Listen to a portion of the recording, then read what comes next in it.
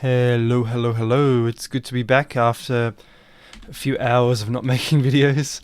And this is the Tower of London. And I made a video, I put a video up earlier today. And I said, look, this is a Roman building. And I got a couple of hostile comments saying, I should read a history book. I should have learnt better in school. I've been studying history my whole life. And I'm telling you, something about this just felt not right to me. And I've visited this place a couple times over the years, and something stinks to high heaven about this place and the historical views about what's going on here. And almost everything that's wrong with the building is in this one photo. Almost everything. I mean, it's just unbelievable what's going on here. It's just unbelievable. Okay, look, for starters, we have Roman-like arches here. It's almost like a walkway, almost like a cloister, but you see it ends, and it should go all the way. It's not symmetrical. Something's going on. And we look at the color of the stones. Just if you squint a little bit, you might be able to pick up different colors. Look, this is one color here, and then here a totally different color. So all of this has been placed. And I think all this is Norman. Now, officially this was built in 1078. I think it was built between 250 AD and 300 AD. So this is the earlier portion here. And there's been some catastrophe or something, and it's been destroyed from the right side. Okay, there are more repairs on the right side. And then the Normans came along, and they fixed it up. And if you actually read the official history, there is no actual evidence that the Normans built this. Apparently, there is only an inscription which says that the Normans wanted to overawe everyone, and they built fortifications around London. They wanted to overawe the Londoners. Now, you can see quite clearly that there is more damage. There was more damage on the right side than on the left side. There's more repairs. Another thing is the towers. There is no symmetry here. This tower is sticking out. This tower over here is sticking out of the wall. And if you go over here, this tower is it's not sticking out at all. It's kind of built into the wall. Or there was no tower. Do you notice that? There wasn't a tower here. There's been one added from there to give this symmetry, and it even looks a bit wonky. Look, that is on a different angle to that. I'm telling you. So there's something weird going on here. Look, if there was symmetry, why aren't there more windows here? What's going on? There's no symmetry at all. So the tower was actually very different. I think it was enlarged and changed by the Normans, and they did a lot of work here. A lot of work to fix this up, to make it a stable fortress. But this is not even a Norman design. When I visited this place, I thought, what's wrong with this building? Well, it doesn't look like a Norman building. It just doesn't. And we have coins from around the empire. I showed this in a previous video. This is from Constantine II. And this was Roman type architecture. Those are the arches that I showed you in the previous photo. And these are Norman additions later on. And this is what I haven't showed you in a previous video. And this is what is so interesting. Constantinus Chlorus, who lived in the late 200s, early 300s, visited London. So you see a Roman barge. It's going down the Thames, Lon for London. And he's being greeted by what looks like a Roman governor of London, who is wearing a wreath around his head, almost like a senator who's living in London. And this is the Roman emperor. And look what is behind. Look what is behind this guy. It is precisely what I just described. It is absolutely what I just... Oh my God. It's unbelievable. Look at this. Look at this. I just said that these two front towers are different to the back towers. And look, two front towers, back, no, there's nothing there. And so you can see this tower has just been added, and these front towers were here. This is this. It's the same building. I mean, did they just happen to have an identical Tower of London on the Thames, and they demolished it, and then they rebuilt it in the same place, or about the same place, 1,000 years later? I don't think so. Another thing is that London was abandoned during the Dark Ages. There was some catastrophe, and the Viking London is actually, the Saxon London is actually on a slightly different location to the Roman London. And so they could have used the Roman London as a quarry. That's in Colchester. That's Colchester Castle. And it's the same excuse. They say, oh, the Normans built it, but they built it out of Roman bricks.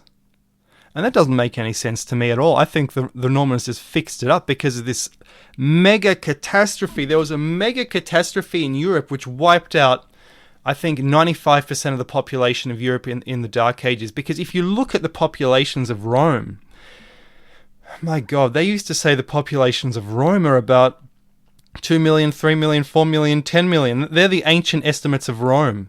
And Rome was one of the biggest cities in Charlemagne's empire. And in his time, it was only 50,000. So you have to ask, what's going on? And this is the thing. This is the problem, you see. This is Eli Cathedral in Cambridgeshire. And, this is unbelievable. I mean, you look at the front of this. This was built about 10, 20 years after the Tower of London was built. And if you want to compare the architecture, please do. That's Norman, okay?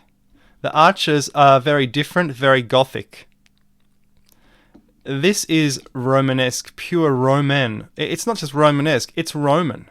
This is Roman architecture.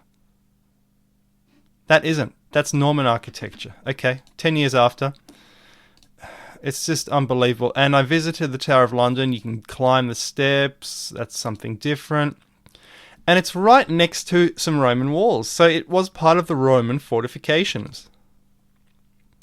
This is next to the White Tower, which is the Roman part we were just looking at, which is just unbelievable.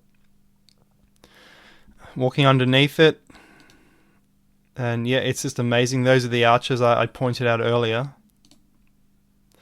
And you come to this church. There's actually a church inside the White Tower, and when I entered this, I thought, oh, something's not right here. This is too old to be Roman. This has got to be, I don't know, it's got to be pre-Roman or something. And so this is apparently 1078 AD. I want to show you Winchester Cathedral, which was completed in the 1080s, the 1090s. And you see, there is a bit of a difference. There is a huge difference. So that's built about the same time as that. Are you kidding me? I mean, you got to be kidding me. And this next one here is Eli Cathedral, built in the 1080s. It's totally different again.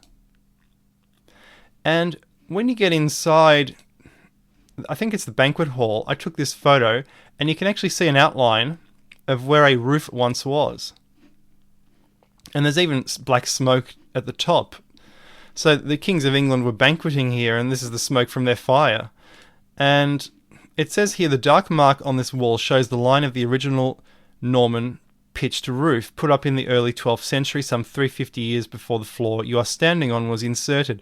The mark was caused by smoke from the fireplace below, collecting under the timbers and discolouring the masonry. The timbers were probably removed about 1490 when the present roof was constructed. Well, I got to tell you, this was probably the outside of an earlier building. This was outdoors, and this was a room which was added on. Okay. So this was this was the exterior. So this is the Norman construction. So they got, see, this is what's going on. You see, they got rid of a Roman construction and rebuilt. Okay, it wasn't built all at one time. It was a smaller thing in the past, and if it's been done here, it's been done all around. So the Normans, would have enlarged it. And this is walking around the grounds of the Tower of London. Nice place. Enlarged considerably by the medieval people. And this is something totally different. I want to show you this. And look how tall this thing is. This is in a beautiful town, not too far from Bath, called Bradford-on-Avon. And I just love this town.